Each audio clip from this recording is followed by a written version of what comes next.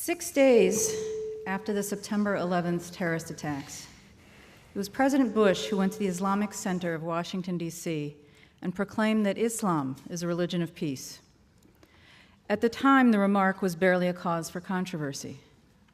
Instead, it was greeted by most as a call to civility, a note of sanity, a warning to fanatics who might consider taking revenge on some innocent Muslim women shopping for groceries in a headscarf.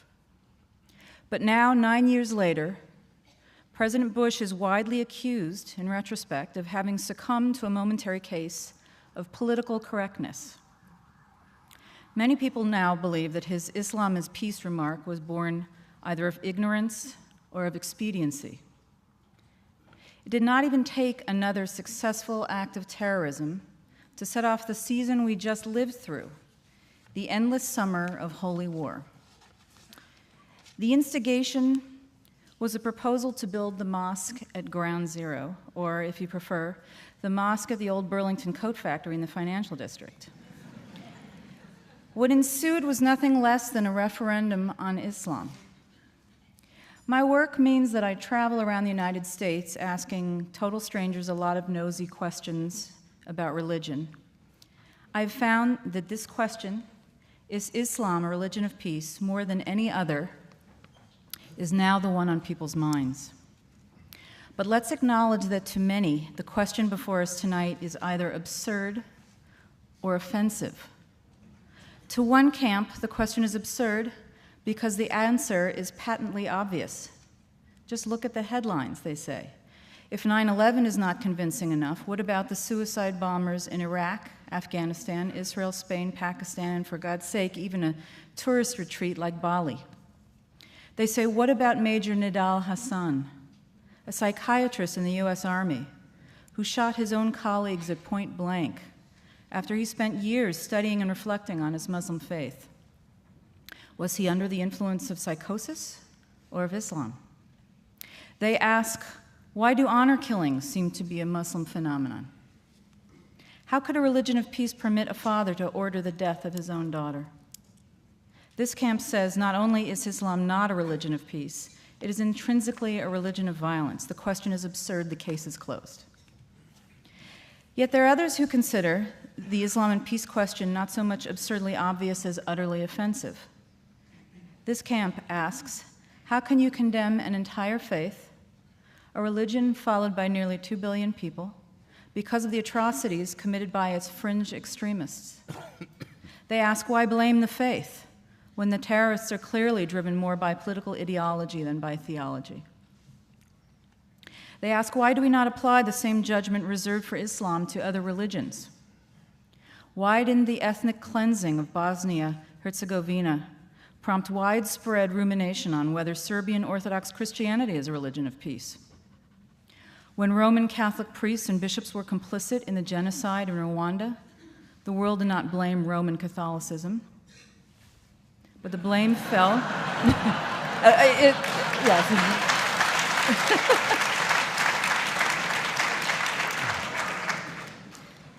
God is not great. But for most, except for your wide readership, the blame fell on a few rogue clerics. Why do we make such fine distinctions when it comes to religions, other religions, but not with Islam? This camp asks, isn't the Old Testament laced with calls to violence as explicit as those in the Quran? Why do we explain away the warlike verses in Deuteronomy and Leviticus as a product of their time and culture when we do not excuse the sword verses in the Quran? Whether you think the question before us tonight is absurd or offensive, no matter which camp you're in or neither, or whether you think it's appropriate, I'm hoping that what we accomplish tonight is to cause every one of you at least one disconcerting moment in which the preconception you arrived with is shattered. So our format tonight will allow Mr. Hitchens and Mr. Ramadan each 10-minute opening statements, followed by a brief rebuttal. And we'll have a longer period for discussion, and then open it up for questions. I hope you'll have some good ones. I have no tolerance for any interruptions, though I don't expect that, but if we do, we have ways to handle them. And also a reminder to turn off your cell phones so we're not serenaded unnecessarily. So we agreed very congenially before we began that Mr. Hitchens would begin. Thank you. Let me.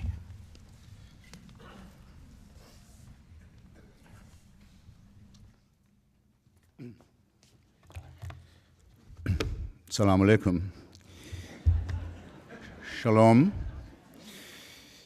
Welcome back to the United States. Thank you, Laurie, for your introduction. Thank you very much, ladies and gentlemen, for coming. I have to be brief, so I'll be terse.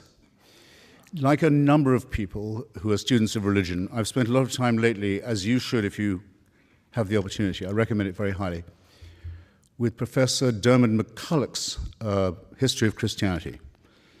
Marvelous work of scholarship and literature, written by a mainstream believer, extraordinarily broad and deep, in which he ponders one very important question, the only one I've got time for now. What happened to the word Christendom? Remember, there used to be such a term. It used to extend across the world, and the hope is that it would extend even further. And it was unironically used to mean those areas of human civilization, and areas yet to be civilized, of course, where the word of Jesus Christ reigned or would reign. And it's all gone. The word is never used except historically or sarcastically now. And McCulloch doesn't say it ended because of the Crusades, though he could. It didn't. Crusades didn't kill it. Not because of slavery, mandated by Christianity. That didn't kill it either.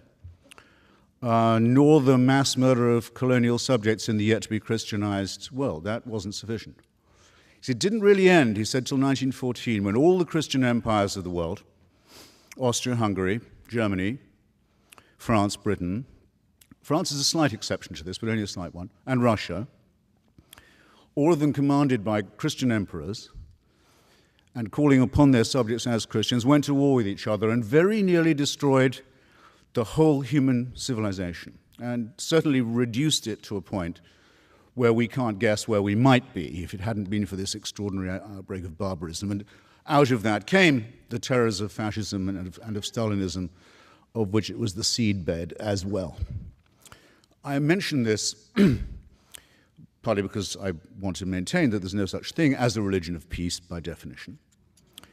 And second, to point out, and that its best historian has to admit something that if I was a Christian would make me humiliated. But because there was another empire involved in that war, the Ottoman Empire, which also came to an end, its other name was the Caliphate, the Muslim Caliphate. It went to war on the side of German and Austrian imperialism and Hungarian imperialism, and it lost not just the war, having proclaimed a worldwide jihad against Christianity, except for German and Austrian and Hungarian Christianity, which were its allies. And it didn't just lose the war, but by 1924 had been dissolved by the Turkish leadership, by Ataturk. It lost the Caliphate. And that's the only one that still has supporters. The other Christian and religious empires have all gone. But the Caliphate still has fans, not just in the Muslim world, sometimes referred to by Muslims as the Dar al-Islam, the House of Islam, but also in what some Muslims call the Dar al-Harb, the House of War, the part of the world that isn't yet Muslim. There are Caliphate clubs in London now and Berlin and elsewhere, quite important ones. And what I want to know is why that is and what we should think about it. Believers in this fantasy have, Laurie's spared me the need to say much of this, have committed extraordinary atrocities in Istanbul, in Madrid, in India, in the Philippines, in Indonesia, and of course in our own fair city. And the pretexts for it vary. They can be, the excuse for the mass murder can be that Australia has helped East Timor become independent from Indonesia. They can be that Newsweek has printed a false story about the desecration of a supposedly holy book. You never know what it's going to be next. But everyone knows to be careful about it, and everyone understands that the threat of violence that backs it is believable. And that's my opening position. Now, you will say, I can hear it already being said, you may be saying it already to yourselves because the defense mechanisms kick in. And in any case, Laurie already said it for you. And I hope Professor Ramadan won't feel the need to say it again, but if he does, fair enough. You may say, that's not the real Islam. Those aren't real Muslims. Now, isn't that a fascinating objection? Is there anyone in this room, I exempt Professor Ramadan because it's his turn to speak next, is there anyone in this room who would care to arbitrate that question? Who is to say? Where is the authority that defines who is a true son of the prophet or true interpreter of his work? Part of the problem to begin with, and it's part of the problem because it is a religion, is that it's perfectly true to say we don't know who the true Muslims are. How right that is, who does speak for it. Only the second problem with defining Islam as peaceful, only the second problem with defining it as peaceful has to do with the fact that it's highly fissile and highly schismatic, that there is a civil war going on within it, the religion of peace. As we speak, at least one civil war between the votaries of this religion of peace is already taking place, and some of it is exported outside that world into ours, very salient fact. The first reason, though, is this. Islam makes very large claims for itself, very large claims indeed. It claims to be the last and final religion, the last and final revelation. When you see bumper stickers, everyone says you can't reduce major things to a bumper sticker. It's not my idea to have bumper stickers saying Islam is the solution. It's a well-known slogan actually of parties associated with the Muslim Brotherhood. They say Islam is the solution for everything. It takes care of all your life and the one to come. Sexuality, political economy, banking, diet, relations with other religions, everything. It's a total solution. What is creepy about the word total? I hope I don't have to tell an audience like this. It's the first 5 letters of the word totalitarian. It's absolute. It's absolute. It's all-inclusive. It's unanswerable. And oddly, for a religion that makes such large claims, notice another thing about Islam, it doesn't particularly like having these claims questioned or scrutinized. In other words, just as there is with all religions an inverse relationship between the claims they make and the evidence they can produce for them, you must have noticed that, with Islam, a younger religion, and perhaps therefore more in its first flush, there's an extraordinarily strong willingness to say that any challenge to its absolutist claims is by definition profane. And profanity and blasphemy can be the antecedent to very severe punishment, and often are, for Muslims and for non-Muslims. And this is not a road of peace in my submission. Thus my first point completed. The claim to govern everything from hygiene to sex and the afterlife, which contains detailed prescriptions for the good and bad versions of itself, again strikes me as somewhat totalitarian, and they're both based upon 2 very, very questionable and not very peaceful concepts. One is the idea of a perfect human being, the Prophet Muhammad, and the other is the idea of a perfect book, the Quran, the recitation. Now, the category perfect human primate or mammal and the category flawless book that could possibly not use any kind of change, revision, or editing are categories that do not exist. There are no members of these categories. Therefore, any challenge to this faith is bound to lead to heresy and to schism, and does. And just as all forms of absolutism and totalitarianism, leader worship and revealed truth, unalterable text, always do, because they can break, perhaps, but they cannot bend. And thus the latent potential of violence between them, among them, as well as within them, is very great. And at any moment, someone is in danger of being accused of being an apostate or an unbeliever. This week, the Coptic Pope of Egypt, Pope Shenouda, who represents 10 million Egyptians, was hustled onto Egyptian TV. He's not asked on all that often. I don't think he was even asked on this time. I think he was told he'd better come on. Why is the leader of Egypt's huge Christian minority suddenly compelled to make a TV appearance?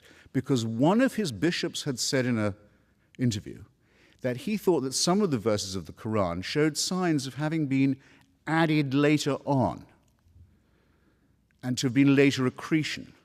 And Pope Shenouda was forced onto the television to say, it's not that that didn't happen, it's it couldn't have happened. It shouldn't even be discussed. So that it has to be claimed even by non-Muslim subjects of a Muslim state that there is, after all, because no Christian claims this about the Bible anymore, no Jew claims it about the Pentateuch. After all, yes, there is just one book that's completely word and letter perfect from the first time it was not even written down, but recited. Now, demands that you believe the impossible do not lead to peaceful outcomes. Nor do they lead to peaceful or tolerant regimes.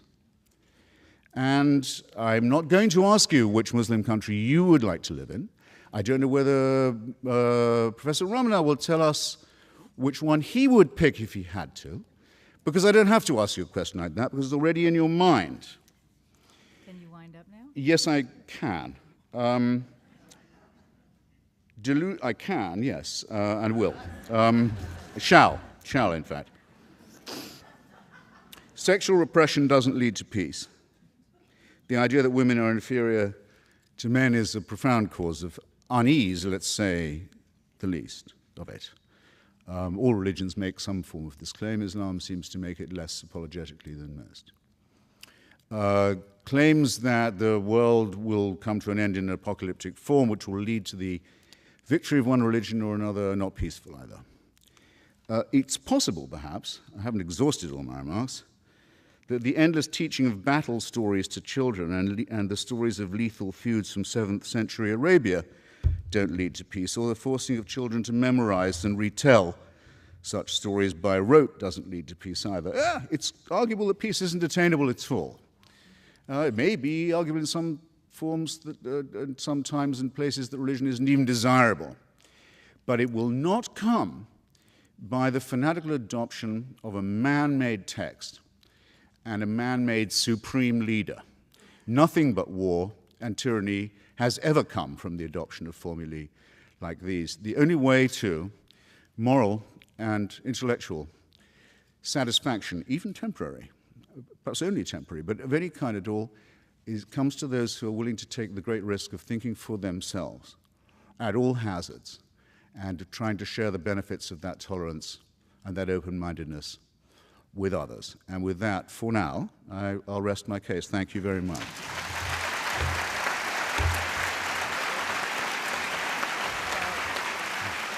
12 minutes for yourself.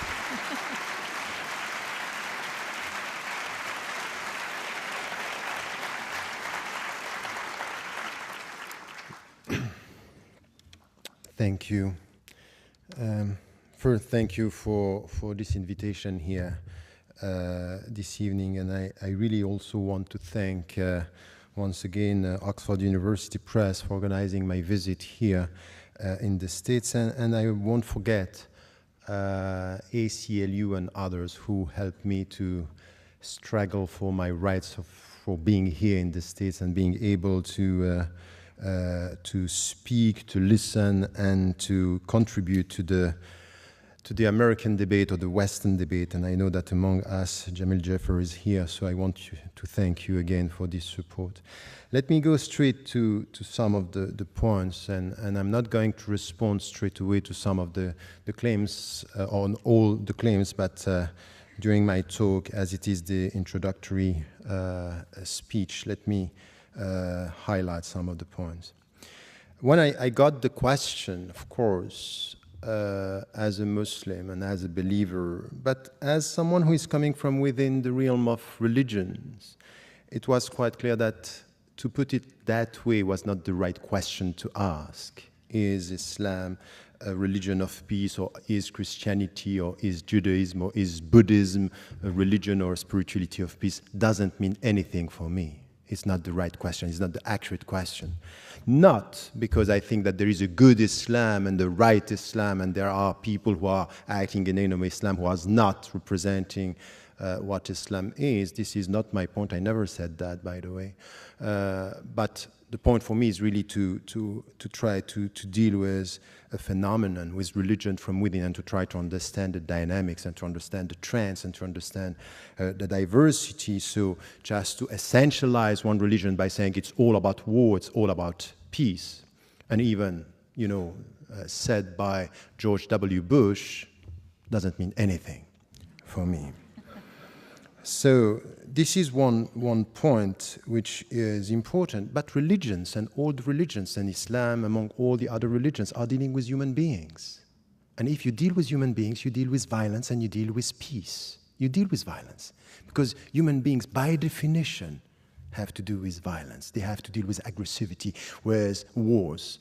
And to expect from a religion not to tackle the issue is just to dream of something which is not going to happen. All the spirituality, go for Buddhism or go for the Bhagavad Gita, you deal with violence. So this is it. Now, what is the answer coming from religions and from trends when it comes to violence and to peace? This is the right question for me. Do we have something which is coming and helping us to go towards peace? This is, for me, the right question. So now, once again, when I have people speaking from outside, and it's especially the case these days when it comes to Islam, is we speak about Islam and we speak about, something which is a religion that is perceived through one window or through one interpretation, and we very often take what is visible through the media. But Islam is as complex as Christianity and Judaism and Buddhism and Hinduism. It's a diversity of interpretations. Yes, you are right. The Quran is for the Muslims the very word of God. But many interpretations and many ways of dealing with the books. The problem is not the book, the problem is the reader. Is the way, no, we have only 10 minutes. So, this is why when, for example, you take a text, and you can do this with the Bible, with the Torah, the Gospels, it's always the same. Tell me the way you read, I will know what is in your mind, but not for sure what is in the text. And this is something which is the starting point of a serious discussion in theology. Because I don't like all these intellectuals and philosophers and even journalists. They are very keen on understanding the complexity of philosophies and the simplicity of religions. That's not right.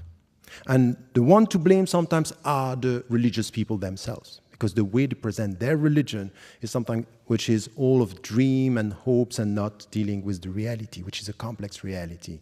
And this is where I think we have to come to a better understanding. So very often when I deal with such topics, I just have to start with the very beginning.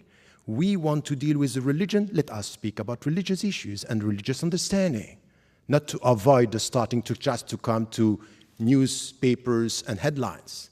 It's not going to help us to understand religion just to go for what is happening in the world. Let us also understand the fundamentals and then come to some of the translation, the historical experiences. Because as much as you can speak about September 11, you can speak about the 16th century under the empire, the Ottoman Empire, which was a great civilization with a diversity, Christians and Jews and even non-believers working and living together. We are always speaking about Andalusia. But we can prove everything with history if we don't get a sense of what are the principles we are talking about.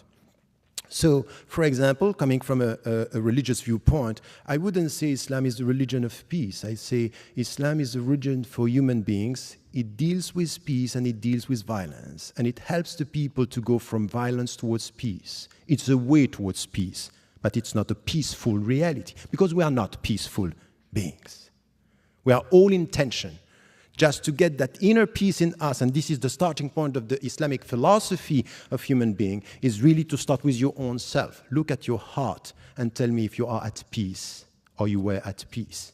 Peace is a process through which you have, it's a process that you get at the end of a self-education. Educate yourself to get this inner peace. This is coming from the universal message of all the religions. You get this in Buddhism, before even speaking, or not even speaking about one God, but you get it in Judaism, you get it in Christianity. Educate yourself to get that peace. So you have to deal with your inner wars and tensions. So this is the way we have to deal with the issue about peace.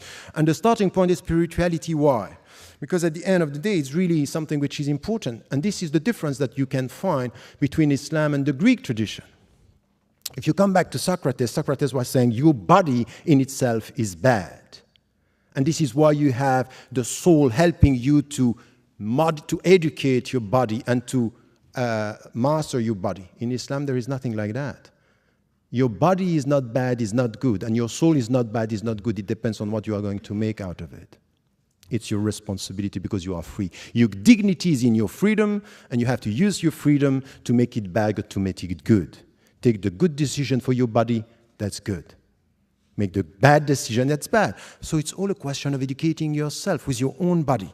And it's exactly the same when it comes to the understanding of the world. So this way towards peace, it's based on education. It's based on a spiritual way of dealing with yourself.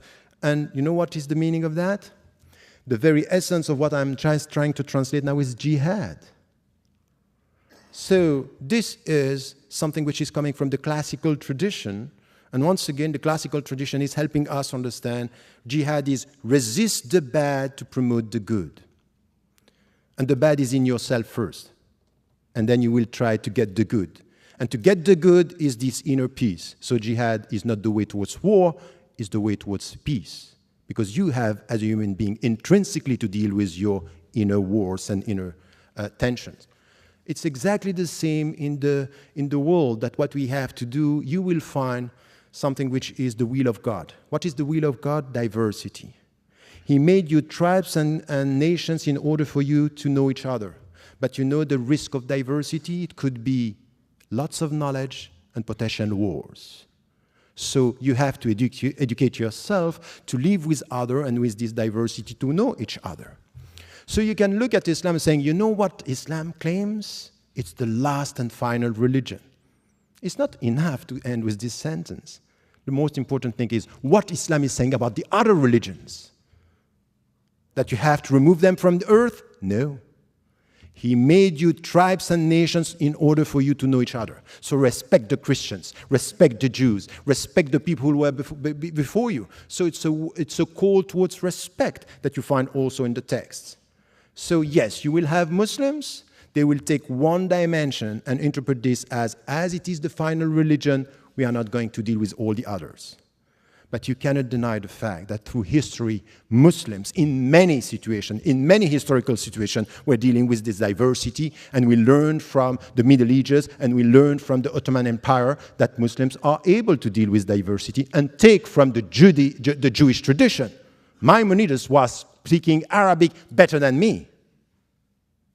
He was a Jew, and he was an intellectual, and he was a theologian, and he was dealing with respectful people. So all these Muslims were wrong Muslims because they didn't understand that the final religion should not listen to the first monotheistic tradition? That's not true. You cannot reduce this in such a way. It's too simplistic to represent what a religion is and what a history and a historical experience is. So this is for me something which has to do with the diversity that we have, that it's rooted in the Islamic tradition as well, in the classical tradition that we find it. So when you deal with diversity, know that you need to promote, and it's out of your personal education, mutual knowledge to get respect. But you also have to deal sometimes with oppressors and people who are going to try to take over, and you have to resist. And this resistance, in order to reform the world for the better, is the very meaning of jihad. Now, once again, I will never deny the fact that some Muslims, some theologians, in history and now, are using some of the verses in a way which is for me unacceptable. And you know, I go even further than that. Just after September 11, when I was invited by Time, I came here and I was asked about this. I said, you know what? It's not only not good and not Islamic, it's anti-Islamic what they are doing. It's against my religion. It's against the principles. So I'm not saying this is the good religion and this is bad. I acknowledge the fact that they are interpreting the text in a way. But what I'm saying from where I am, from within my tradition, is this is anti-Islamic. This is not the right way to deal with the text. So you cannot reduce this into something which is, oh, the only right Muslims are the Muslims who are acting the way I believe Islam is, meaning bad. I think it's not fair. It's not a discussion that we can have. So let me come to my conclusion here. At the end of the day, if you go through the text and you understand the philosophy of this way towards peace, dealing with your own wars and inner tensions and the tensions within the society, you will find interpretations within Islam that are promoting something which has to do with peace without avoiding violence, because we all have to deal with our violence. This is something which is important, and in history you will find the examples for this and for that. So don't rely on history. With history you prove whatever you want. But at the end of the day, this is exactly the case for all the philosophies. All the people who are promoting human rights, we all have to do something which is out of humility to check our people. Because with the best means, you can promote the bad or the worst attitude. In the name of human rights, we want to kill people. In the name of human rights, we can promote and support the war in Iraq and Afghanistan, where so many innocent people have been killed. And I said it from the very beginning, never forget that the blood of an Afghani or Iraqi innocent man or woman is as valuable as the blood of an American innocent man and woman. No discussion about this. So the best ideology in the name of human rights, in the name of democracy, could be used by people to promote the worst. So let us be humble, instead of criticizing one religion and one ideology, to know that in our universe of reference, you will find people using our texts, our values, sometimes for the good, and sometimes for the bad, sometimes for peace and sometimes for war, sometimes for dignity and sometimes for money, sometimes for protecting freedom and sometimes for geostrategic interests. It's not right to essentialize by saying, oh, all the wars on human rights, for human rights, or all these philosophies are right or wrong, or promoting a philosophy or a religion of violence. I think that these kind of conclusions are very dangerous because they don't give us the opportunity to find in any single religion, in any single philosophy, people of goodwill. These are the people who can talk to each other, understand each other, and make it possible to live in diversity and in mutual respect. Thank you.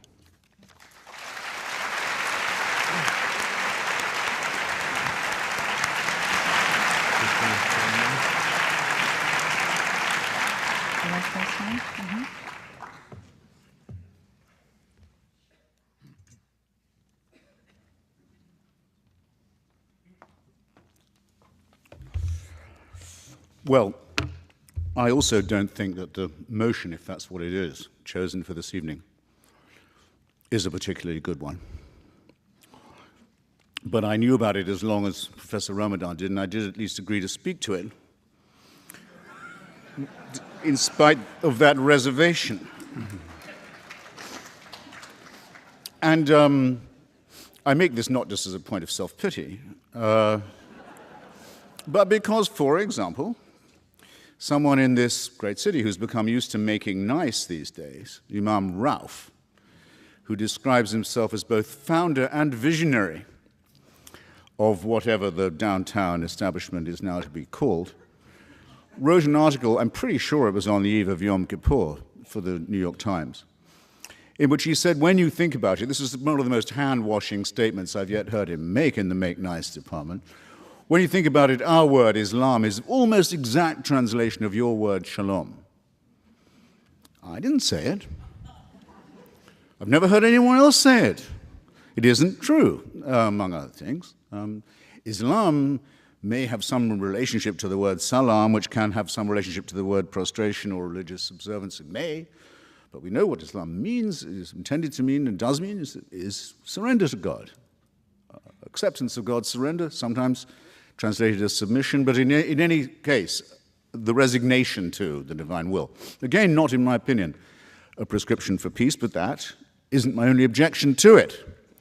I don't think that abjection or fatalism or the prostration before a divine, or let alone before holy men who are interpreting the book, is a recipe for good health of any kind, mental or physical, since we're talking about the Greek concept of the body and of the spirit and of virtue. Just to get that out of the way. Now, you're right. I was surprised to find myself saying, Professor, when you say that the problem is not the book, but the reader. In the case of the Quran, that is certainly true of me. It's true probably of every book I've ever read, that there are difficulties I have with it or capacities I don't have with which to approach it or understand it. But if I'm reading the Quran, I certainly say, well, I can't tell whether this book is the Word of God or not. I can only doubt that there is such a thing. But I can hope that this was a bad day for God. Can't I? And I can hope to live in a country where I can say that and get applause.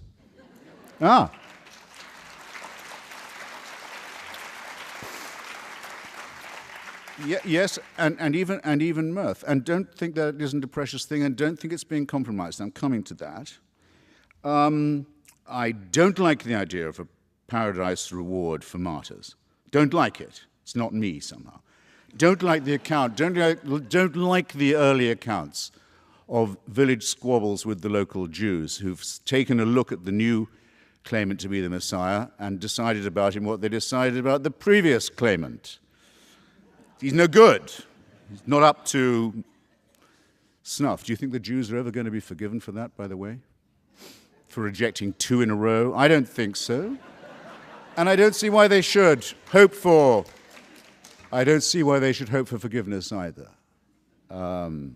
And still I'm allowed to stand here and say this, and there are many parts of Europe I couldn't do that anymore, or I'd have to be very careful in who I'd invited for the audience. I couldn't do it easily on the air, couldn't do it easily in print, couldn't do it easily in public, couldn't do it on certain campuses, couldn't do it with certain publishing houses. Now, all of this has been done to us by the wrong Muslims. Well, let's get together then, isolate who these wrong Muslims are, who've imposed a culture of violence-backed censorship upon us, and let's get rid of them and have an honest discussion about the text and the reader. And I think the ball is in your court, Professor, on that. Just to stay with my own profession, the thing I know best. Not one major media outlet, print or broadcast, has yet shown you what the Danish cartoons actually look like. Yale University Press, which commissioned a book on them which was to include the cartoons, as how could it not, eventually panicked. Yale University Press panicked and published the book without the cartoons over the objections of its author. Everybody knows what I'm talking about. The President of the United States and the head of the Joint Chiefs a few days ago were so pulverized with fear that they had to address personally in pleading tones a Christian nutbag in Florida who might have been or might not have been about to commit a minor act of blasphemy. Is this the culture that Islam wants us to have in relation to it? One of, if you like, preemptive submission, preemptive cowering, backed by the fear of force? Because that is not multiculturalism. That's nothing like the gorgeous mosaic. That's actually the absolute negation of what a multicultural system would be like. And a multicultural system has to look rather askance, I think, on a religion whose preachers and websites openly make threats against people like myself, against the Jewish people, against the Hindus, who, for heaven's sake, aren't even monotheists, can be killed on almost any pretext, against, and a very important point, and I have to make it, and against the wrong kind of Muslim. Now, Professor, don't, I'll say this as mildly as I can, don't, you may not be aware that you were, and I'm certainly, I don't want to increase the area of unexpected offense-taking that's been so hugely broadened by the sensitivities of a religion that has the answer to everything. But I'll just say I don't greatly care to be told, as if I didn't know, that an Iraqi life is as precious as an American one.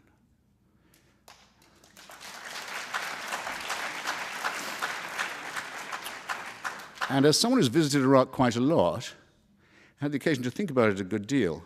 I wonder if you could mention anything the United States has done in Iraq that is remotely as criminal, as sadistic, and as violent as the blowing up of the Mosque of the Golden Dome in Samarra.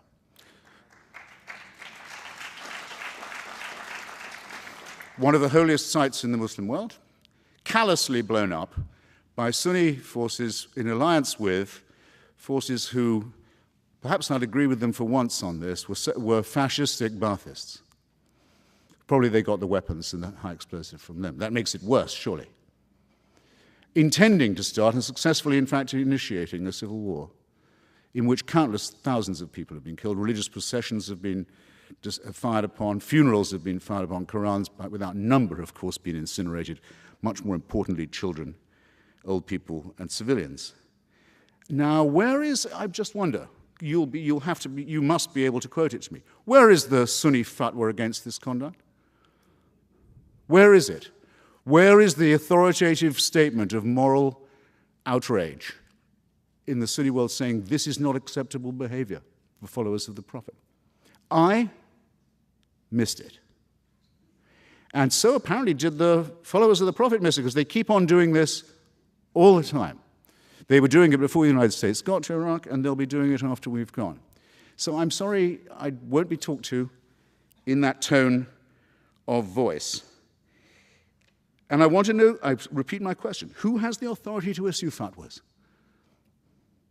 Is it Sheikh Qaradawi, who you sometimes very much expressed respect for, who on Al Jazeera gives advice on all kinds of things, some of them innocuous, sexual matters and so forth, doctrinal rulings, sometimes upon the legitimacy or otherwise of suicide bombing, if directed at Israelis, not just Jews, of course, but no, we draw the distinction. On the other hand, Hamas, which does the suicide bombing, doesn't draw the distinction. If I can't issue a fatwa against Hamas, if I'm a Muslim, if there's no one who will, and they won't, surely someone could say, we don't think Hamas should have on its website and manifesto the reproduction of the protocols of the elders of Zion, a Christian fascist fabrication that is one of the warrants for the Nazi exterminationist solution. I mean, surely that's a question for the UN Anti-Racism Committee on a spare day. Or since that spare day never seems to come, for some Muslim authority to say, no, brothers, don't do that. It doesn't come. It doesn't happen. Look on the website, it's still there. Now, you would do better, I think, Professor, if you identified yourself as a member of a very small and critical and endangered minority. Someone who really is against all this and will say so, and will also decry the fact that the religion itself can't seem to throw it off. But you seem to have that a little bit both ways. Now, I'm going to have to very well. stop you so we can get to Yes, the so then my closing statement is this. If you want diversity, as much as the professor does, as much as I'm sure many people here do, religious diversity, cultural diversity, what you need for it is this. You need a secular state with a godless constitution like this one.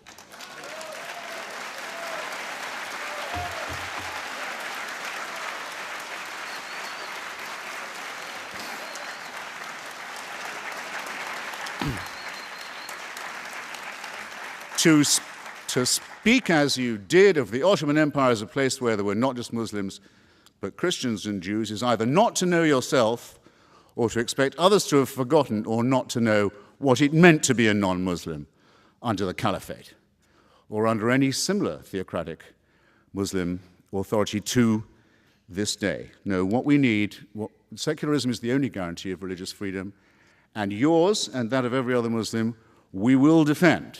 But you won't be surprised that we have some questions for you in the meanwhile. Thank you.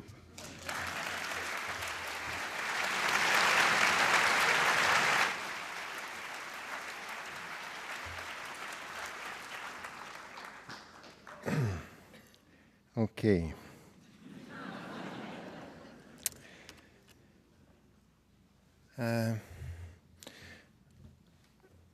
You laughed a lot, make laugh the people.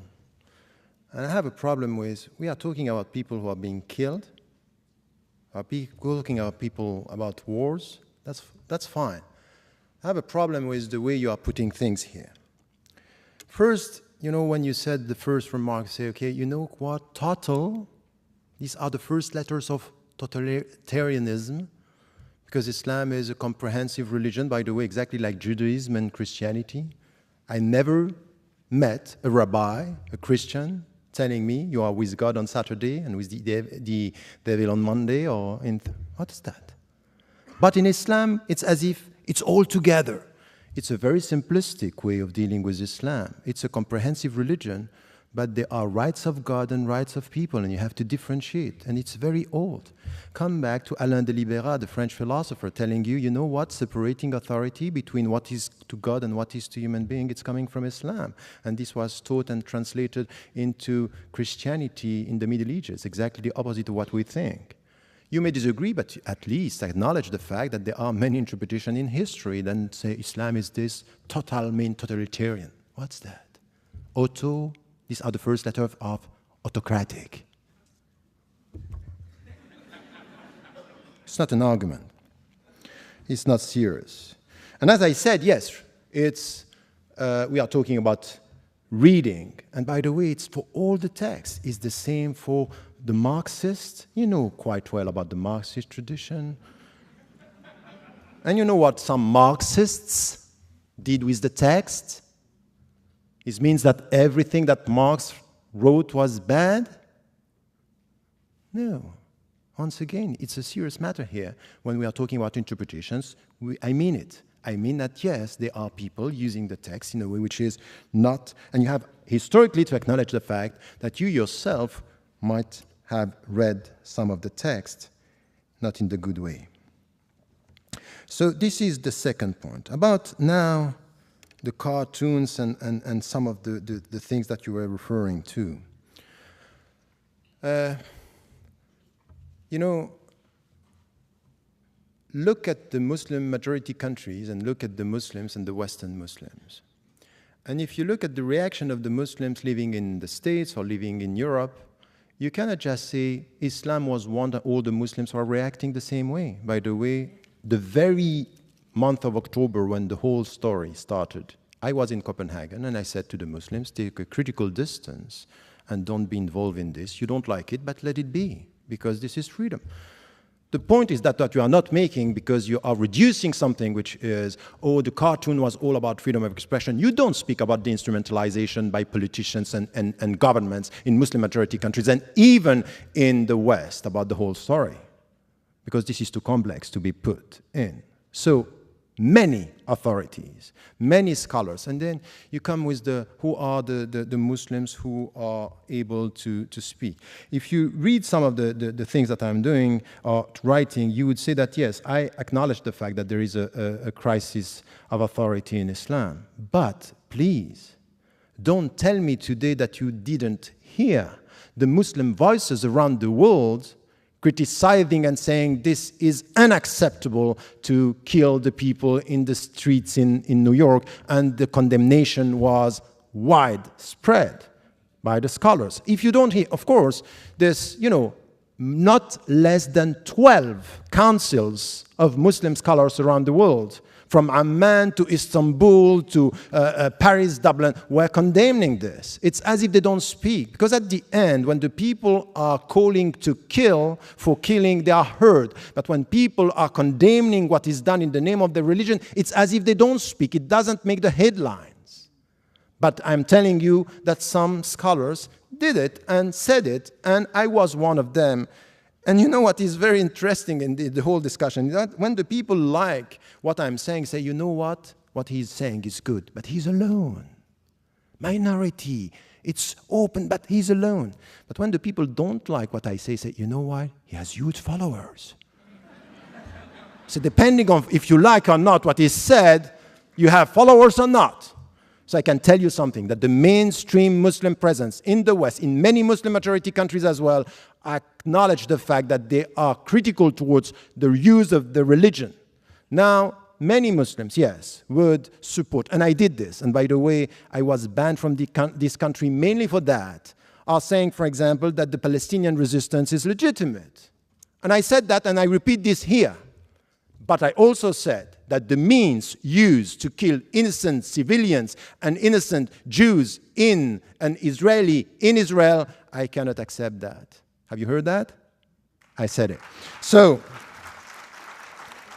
and I am not alone. I'm not alone. So once again, it's many interpretations. Listen to this and also be respectful of this diversity and the way the Muslims are dealing with this. So the fatwa, the legal opinions, are coming from everywhere when you speak about some of the issues, because you know it's sensitive, so you put it in a very simplistic way. Women, violence, Hamas, and all this together, it gives the impression, oh yes, this is right. But you don't give the people all the interpretation, everything which is done in every one of these fields, coming from the Islamic tradition and scholars of today, trying to improve the status of women, trying to condemn violence and to promote justice and peace. You also have to deal with this. At the end, you may have a problem with religion much more than with Islam. And to tell me at the end of your speech, the only right solution is a secular, godless constitution in the United States of America, I think is problematic. Because I don't think it's a godless nation here. There is a reference. So, no. Only the Constitution. No, only the Constitution. No, but I don't think that even the politician and even the president of the United States of America is referring to something which is a godless secular system. Or I don't understand all the speeches I listen to. But the point is that my way of dealing with the secular or separating authority, I don't have a problem with separating authorities.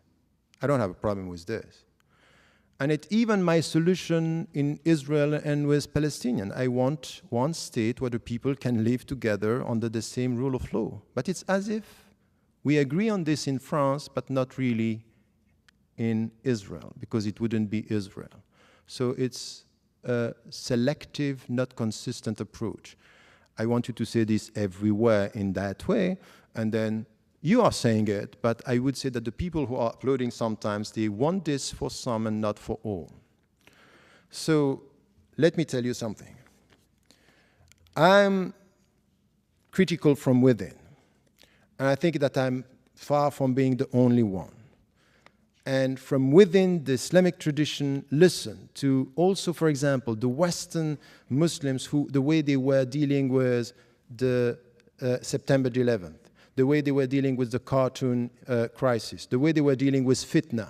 Many of them were saying, no, don't be involved. In the United States of America, how the Muslims reacted to all this controversy on the mosque here in New York, or in burning the Quran Day. Listen, were they all violent? Or have you heard some voices of reason and peace in this country? I think if you are honest, you heard these voices of peace, of people referring to their religion and saying, we are Americans and what we want for this country is a peaceful, proactive existence and coexistence. I think that this is also coming from their ethics, their values, and you have to value this as being the future. So to dream of something which is a godless future, I think it's a wrong dream. But to be able to deal with all this diversity and to listen to the voices instead of rejecting an entity as something which is bad per se. Let us look at the people who from within are trying to do good with what they are and what they believe in. I think that this is the way forward for all of us, and this is the way I would put it for the future. And I'm not talking about wrong Muslims. I'm talking about a critical debate among Muslims, and I hope that you yourself, with the people who are supporting some of the views, you are also critical about the way you sometimes reduce the other to an alien presence, not helping us to get to a better understanding, a critical debate. Sometimes I'm just lost with the way you put things because the debate is closed before it started. Thank you. Right.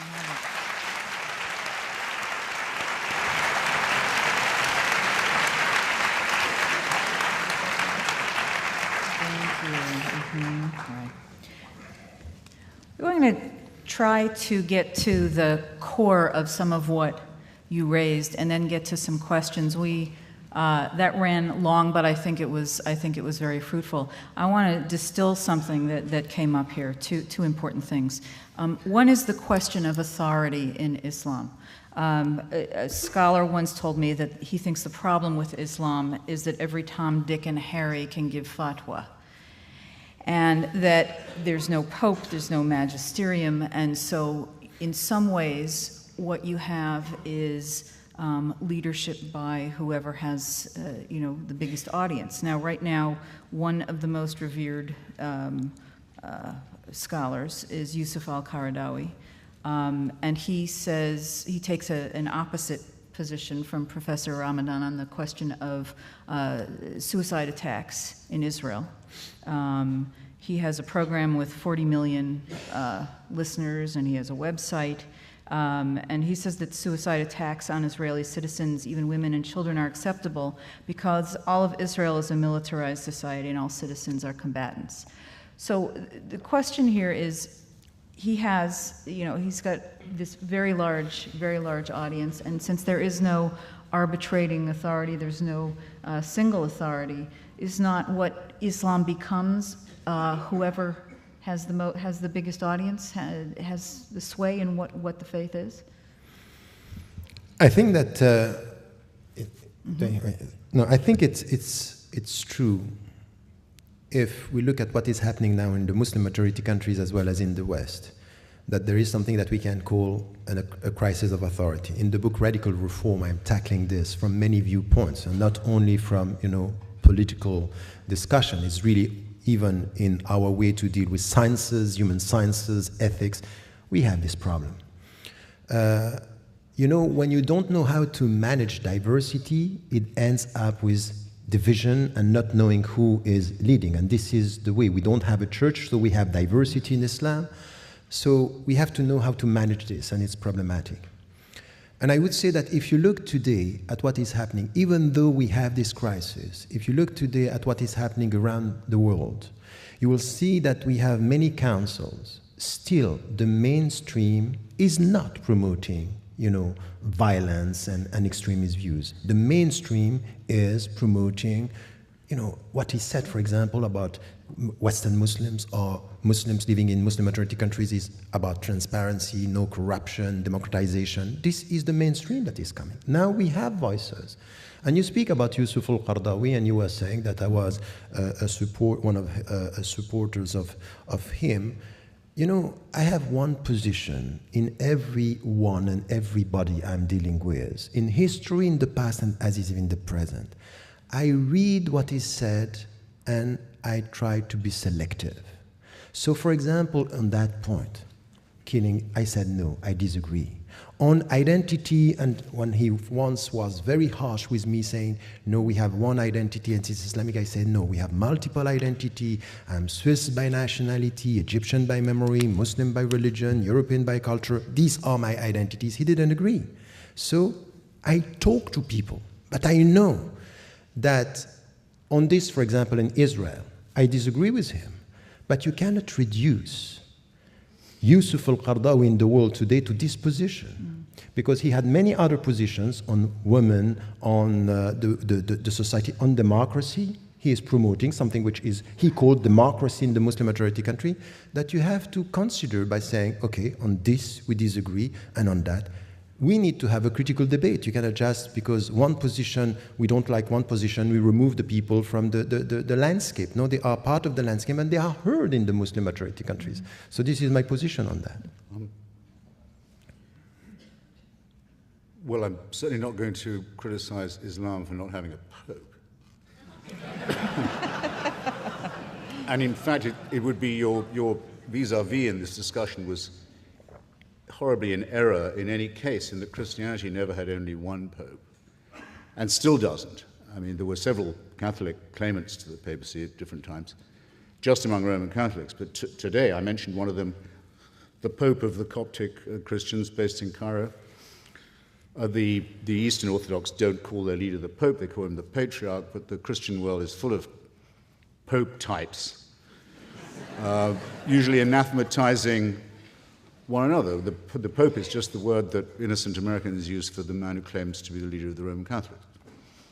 So I don't think it's possible, in fact, to have a moral authority within religion, because I think the two things are so sharply divorced. But this doesn't lead to just chaos, because, and it certainly doesn't lead to the dictatorship of minorities or extremists. I'll give you two examples quickly. In the case of the moral blackmail of Denmark that was backed up by a physical threat to destroy its economy and burn out its embassies across the world, well-coordinated attack of sabotage against a small European democracy. The organizing group was a thing called the OIC, the Organization of the Islamic Congress. Groups all the Muslim countries in the world. It's an increasingly powerful lobby at the United Nations, hopes to pass an international resolution forbidding all criticism of religion, all forms of blasphemy and profanity. Every ambassador of those countries in Copenhagen went to Mr. Rasmussen, the Prime Minister of Denmark, and told him, under the threat of violence, he should change his law so as to allow him to determine what went into the Danish newspapers. And when he said he couldn't do that, things got a lot worse. Now, that's the ambassador of Egypt, and the ambassador of Turkey, and the ambassador of Algeria, important countries, in the case of Egypt, containing an enormous Christian population, coming to you as if they spoke for a religion. Either this claim is true or it is not. It's self-evidently not true, but it is certainly made. Let's be in any doubt about it. And let's have any doubt that it means to extend its influence over the people who are sitting in this hall. Second, very quick, the fatwa against Salman Rushdie, in other words, the offer of money to suborn murder for the crime of writing a work of fiction in his own name by the spiritual leader of Shia Islam, that's what the fatwa meant then, means now, was, after the murder of many people, associated or not with the publication of the book, repudiated ostensibly by the Iranian government after long pressure and lobbying at the United Nations, about 10 years ago, I think that was. But I've been since then, I've had the pleasure of going to Friday prayers at Tehran University, twice, to hear the sermon. And on both occasions, there were banners and slogans saying that the Imam's holy sentence against Salman Rushdie will never die. It hasn't died with the Imam. Khomeini's death warrant will always be carried out. Not, I think, a very good use of the premises of a university. I can't speak for whether it's a good occasion for Friday prayers or not. Well, it brings me to a second point. You see, there's something shady involved here. Some people say that Islam and Islamists give themselves permission to lie to non-believers. It sounds like the sort of vulgar, paranoid thing that an Islamophobe would go around saying, doesn't it? It's very easy to disprove, except that it hasn't been, as that example will just illustrate. And these are not minor threats. These are threats to the very core of what we believe is the essential thing for a society, which is the ability to ask questions, to read the books we choose, to pursue unfettered investigations. And these are flatly negated by the claims of a religion that says it is the answer to everything. Can I respond to this? Yes. Because really, I think that...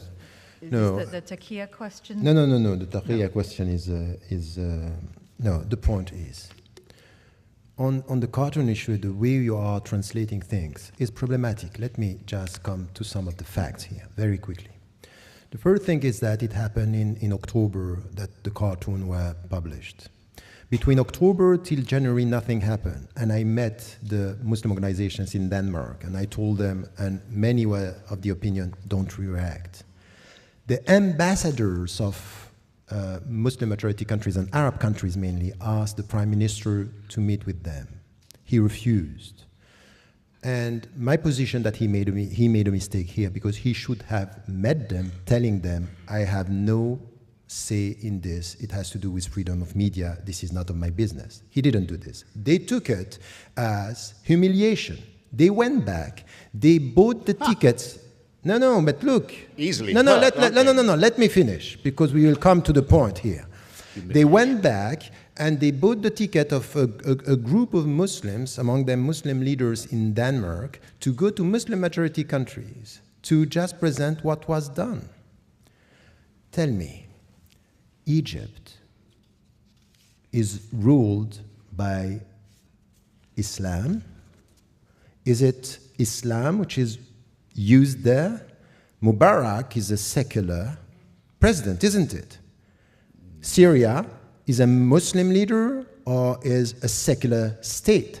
All the main societies where the government used this, because you know what happened, is it's easier to use the people to tell them against the West you can demonstrate, but not against the government, which is an autocratic government. So it's not religion, it's political instrumentalization of popular emotions against the West just to make it a religious issue. You cannot just avoid talking about political instrumentalization of countries where there is no democracy. And these countries are not Islamist countries, they are secular, autocratic countries. On your third point, I can't possibly disagree with you. Of course, there's a great deal of opportunism and demagogy, and I'm certain hypocrisy as well. And in fact, I will say that I've heard you and seen you saying that before, and I agree. I don't think I would classify a country that hauls the Christian leader of its minority onto the TV to say, no, it's not possible, there could have been any exactly the same political instrumentalization. No, to give you a trivial example. Instrumentalization. No, I would not. Nor would I describe the Alawite regime. It's an Alawite sectarian regime, not a secular one, that is funded by Tehran and is the funder of the murder gang Hezbollah as secular either. No, don't insult me. Not that it really hurts me that much. I don't feel humiliated or anything. All right, no, we're going to take some whereas questions. Apparently the leader of a proud country like Egypt, when a demand he makes to interfere in the internal affairs of Denmark is not met, feels I'm sorry, just to end this discussion for me on my side is the only fact that you acknowledge that there is a political instrumentalization of religion and you say I'm right, that's enough for me. This is exactly what I know. Good. Can we wind that one up? I actually think that... And earlier you were trying to tell me what Karl Marx said on the subject. Yeah. That's your job. Valuable exchange. I think that was worth hearing out. But I know that there are people in the room and also listening in from the satellite sites who want to have some of their questions asked. And a few of them are along these lines, and they actually are aimed at you, Mr. Hitchens, because of your ringing endorsement, really, of a secular society and atheism. A question from Vail, Colorado. Do Jewish, Christian, or other religions have a greater claim on being religions of peace than Islam? I mean, is your beef really with Islam, or is it with all religion? Well, I'm sorry the comrade from Yale tuned in so late. I mean, late enough to miss the first 4 or 5 minutes of my 10-minute introduction, devoted to a close exegesis of Professor McCulloch's realization that Christianity had out-genocided and out-warred and out-crusaded itself, finally by 1914.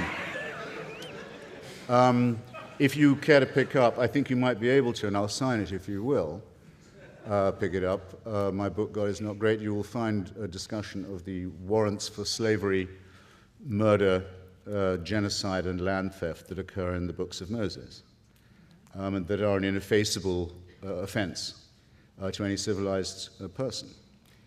and the reason why so many Jews are secular, at least one of the reasons. So again, I could go on, but I really feel I don't need to. Okay. A corollary question, maybe it's just something funny. Would atheism be a non-religion of peace? That came No. from somewhere here. No, there's something probably very slightly intolerant about atheism, at least so I hope.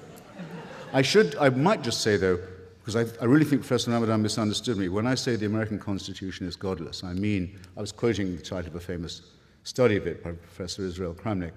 What I mean by that is to say, the US Constitution only mentions religion and God in its preambles when it means to say the ways in which they must be kept out of the public square. That happens to be a fact about our Constitution and the reason why we still have it. Otherwise, the Republic would have been destroyed long before. And that its First Amendment says that religion can be no business of the government, a statement no Muslim society could begin to make. Thank you.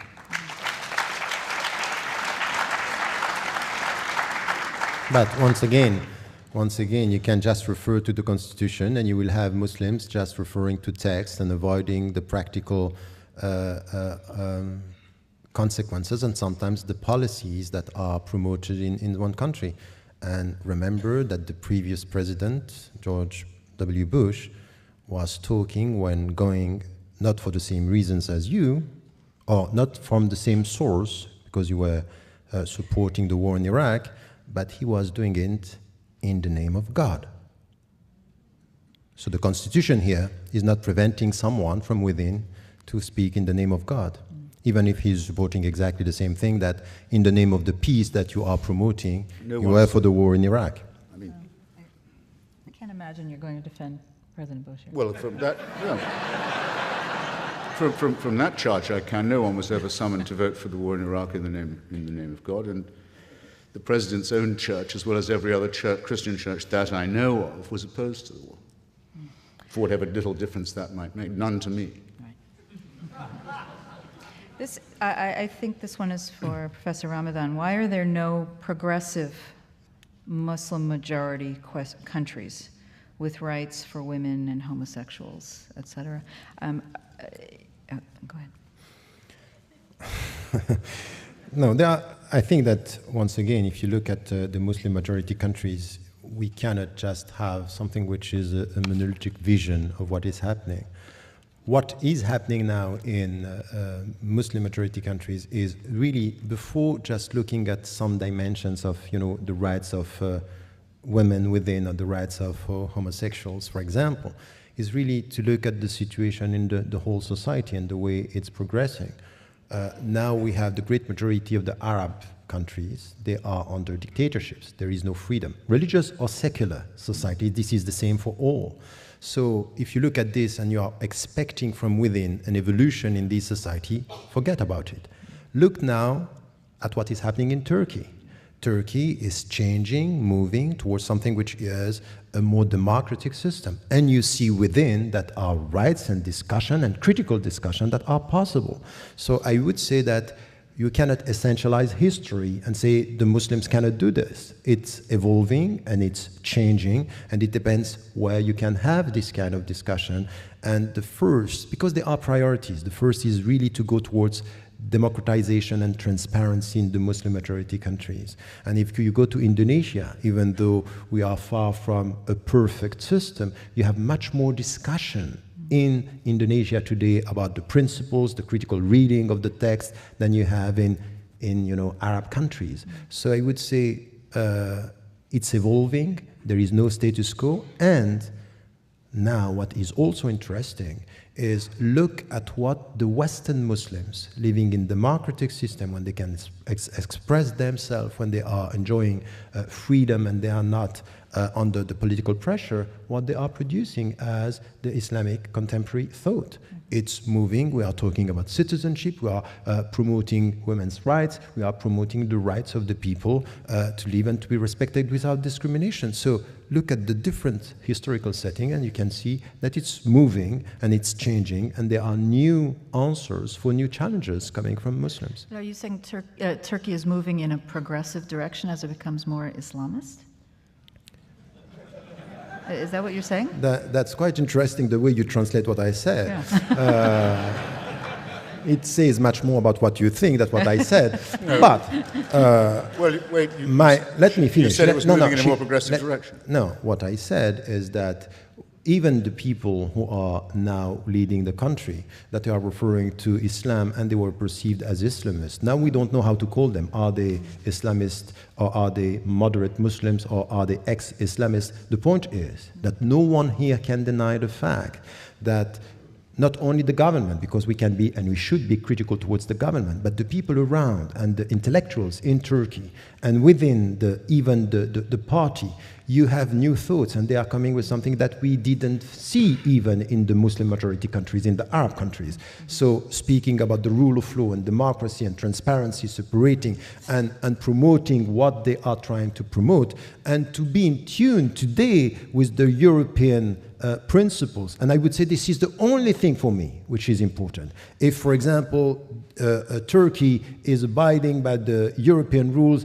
they should be able to integrate European Union, and not what we have now, because it's a Muslim majority country. We don't care about what they are trying to do. So don't reduce Turkey to labels. There are dynamics, there are people who are promoting things that are quite interesting.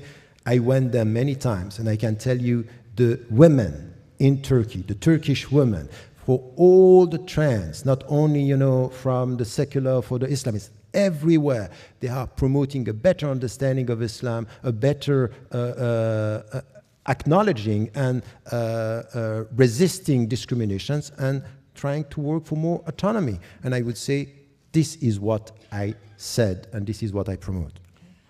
Well, actually, I agree with you that there was a very ossified, Ataturkist, bureaucratic, intolerant system that to some extent has been opened by the challenge from Mr. Erdogan's party. But the reason why Turkey continues to be looked on askance by so much of Europe is not because it's a Muslim majority country. It was a Muslim majority country long before the European Union was formed. And no one's just discovered that. The faith of most of its people is Muslim. It's because of legal and political reasons. One of them is continued illegal occupation of the Republic of Cyprus, which is already a member of the European Union, and the expulsion of a large proportion of its population, the reduction of them to refugee status. Erdogan's been worse on that than his predecessors. The second is the refusal of Turks to admit that they're not the only people living in Anatolia, that there's another nation called the Kurds that lives there, which has language and national rights which have been negated. On that, actually, the Erdogan party's been slightly better than some of the Ataturks. And the third is the continuing campaign of falsification and lying about the massacre, the genocide of the Armenian population. A continuing disgrace which Erdogan... Okay, we won't. Which Erdogan Let's not linger in has Turkey too long. has spoken of in the most thuggish possible terms. A question from Pittsburgh here. Is there an acceptable literature of interpretation of the Quran similar to the Jewish oral Torah? Does that make sense? Yes, of course. If you come back to the classical Islamic tradition in what we call fiqh, law and jurisprudence, and ethics, and we have a huge classical tradition. The problem very often is that the Muslims themselves, they neglect and ignore their own tradition, but also the people who are coming to Islam, they are just driven by headlines, and they are simplifying the reality of, you can get a PhD in the States or anywhere in the West without having one notion of what is called Islamic philosophy. While the Islamic philosophers, the philosopher referring to Islam as much as Maimonides and so many, we only know Averroes because he's very close to us. But the fact that we refer only to him is just showing us how much we ignore about the others. Do you know that Descartes, who came with the rationality and doubt, himself read the thesis of Abu Hamid al-Ghazali, who was talking about doubt, and doubt as a sense of getting certitude and knowledge. Neglected, not known. And I think that the Islamic tradition is full of that. We have to reconcile ourselves with our past in order to come with a diversity of new visions for the future. And I think that this is missing for all of us. I would say that this neglectfulness towards history and tradition is a problem within the Muslim universe of reference as much as it is for Christianity and Judaism and all the other great philosophies and religions. We have a few questions here. I don't think we can avoid this tonight about Sharia. It's become a kind of an assumption among many Americans now that what Muslims are really after is the imposition of Sharia in every society in which they live, even Muslim minority countries. And it's not a lot understood about Sharia, but what is known is that crimes such as adultery, blasphemy, apostasy, and homosexuality are punishable by the death penalty. And to Westernize, this seems like a whole legal system that's a violation of human rights. So what is the intention with Sharia, especially for Muslims living in the West? Is the idea that eventually we get there and we all live under Sharia law? You know, this is a legitimate question, and it's an important question. Because many Muslims living, not only in the West, by the way, throughout the world, you have Muslims, they deny this. They say, no, they don't understand Sharia, or they reduce Sharia to the penal code, and sometimes it happens. But Sharia is not the penal code, and still with this, that it's not only the penal code, we really have a problem with the understanding of Sharia by Muslims, and the way it has to be understood in our time. And once again, many interpretations here. You have some Muslims, and you cannot deny this. Their perception of Sharia, it starts with the punishment, and then it goes towards social justice. Because you punish, you go to... And this is, for me, once again, problematic, and I'm critical of this, but I cannot deny the fact that you have a tiny minority of Muslim scholars, they think like that. In Nigeria, in Saudi Arabia, in Egypt, everywhere. You have another understanding of Sharia, which is we start with social justice, and then the punishment is part of the whole process. And my position, I wrote many times on that, for example, in Western Muslims and the Future of Islam, the understanding of Sharia is the way towards faithfulness, in which way we are faithful to some of our principles. So it's not a closed system. Muhammad Abdu in the 19th century, when he was studying, he was under the British colonization, and we don't want this colonization, we want them out of our country. But the parliamentarian system is the best for us as Muslims. It doesn't contradict our system. And he was of the opinion that the democratic system is not opposed to Islam. So you have trends saying this. My position on this is that Sharia is the way towards faithfulness, it's the way towards justice, it's the way towards mutual respect and living together.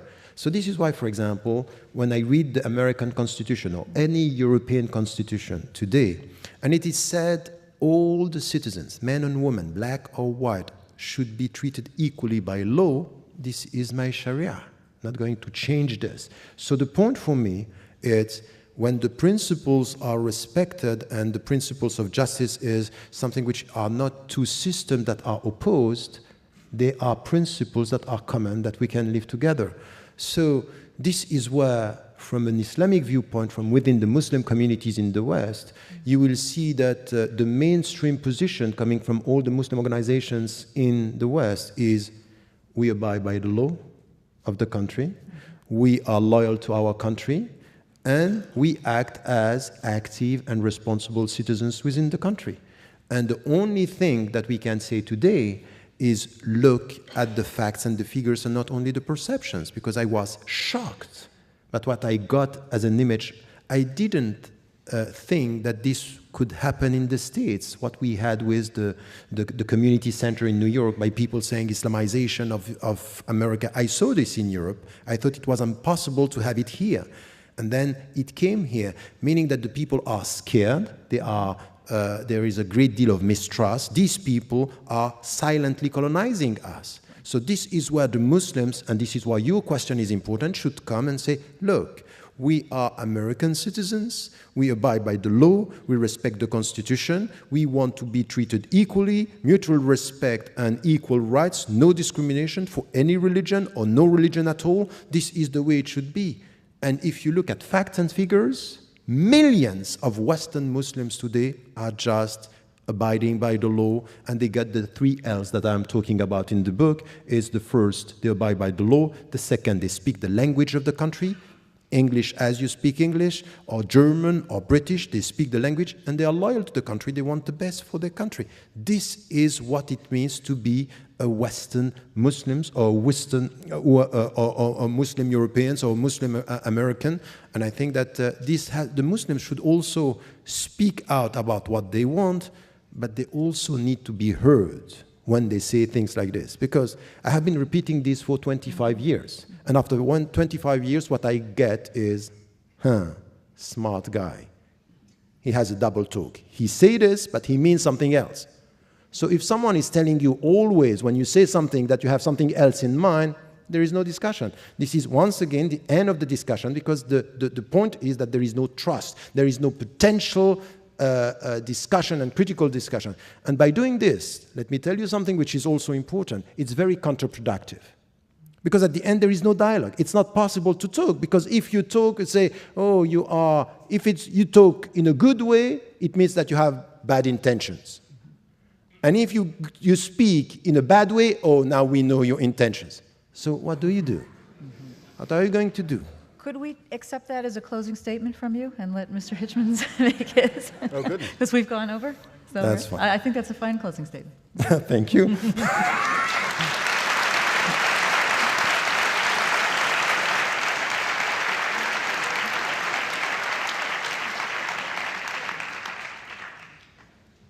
Do I get the same question? I don't mind. Would you like to close with that? On Sharia? It really is. I find No, it's okay, a big question. I like surprises. Well, Sharia just means law. I mean, all the people who say Sharia law are making an elementary mistake, and of course it's not the case that every thief has their hand lopped off in Muslim society, or every adulterer gets stoned, and so on. And I'm perfectly sure that's not just because it would diminish the labor force so radically, or so to speak, disable it. I think it's more because of something I've claimed to notice elsewhere, which is that religion is man-made. And so there are enormous discrepancies in how these things are promulgated and also how they are enforced. And most countries and societies come quite early and easily to the conclusion that their own religions are, in one form or another, not really practicable. After all, in Saudi Arabia, a woman can't even drive a car, whereas in Iran she can vote, not for much, but she can, as much as a man can, let's say. Her vote can be stolen and degraded as much as her husband's or her brother's. There's an infinite variation. I don't know. I can't shake what I saw once on the BBC from someone whose career in London I followed. I don't know if you know him. You wouldn't like him. A guy called Anjum Chowdhury. He's a very well-known noisemaker around London, complaining about secularism, Judaism, all this kind of thing. And he'd been in trouble with the law a few times, and was interviewed on the BBC, went on about how nothing would change until the green flag of Islam was flying over Downing Street and Buckingham Palace and so forth. And was asked, I thought quite mildly by the BBC interviewer, he said, well, if this is the way you feel about Sharia and about total Islamic rule, wouldn't you feel happier moving to a country where they already had it? And which is, a polite question, but a rather cheap one. But still. What didn't prepare me for the answer? Chowdhury looked straight at the guy and straight into camera and said, what makes you think this is your country? I thought it was a very good question. Now, why do you feel, I think I know partly why you feel, why do you feel it's necessary to affirm that? And of course a Muslim should learn the language, should obey the laws, should observe the customs and so on. Most immigrants don't feel they, so to speak, absolutely have to say that. The answer, I suspect, is that it's embarrassing to notice that in places like as far apart as Sweden and as Spain, there are groups of people who say their countries should be part of the caliphate and that that's why they've come here. And if it wasn't for those people, you wouldn't be in this position. So it seems to me that in order to be consistent, you should fear them and dislike them, find them morally and intellectually repulsive, at least as much as, if not more, than I do. And I don't say that you don't, but I do think that that is the urgent priority. On the lady's question about where would be the best country to live if you were a Muslim and wanting to be a member of a sexual or gender minority, or I think she said a female or a homosexual. So hard to confuse.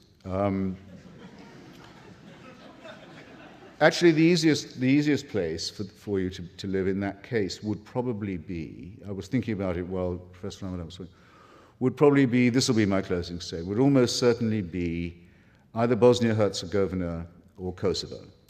Culturally Muslim, democratic, open societies in southern and Balkan Europe that were saved from obliteration by the power of the United States, which has never had a word of thanks for what it did in that region.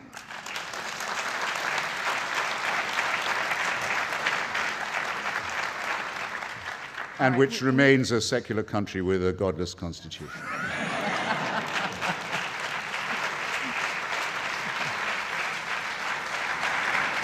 That's a note on which we can end. Which is the last best hope of humanity. Thank you. All right. Thank you both. I hope it's been an enlightening evening.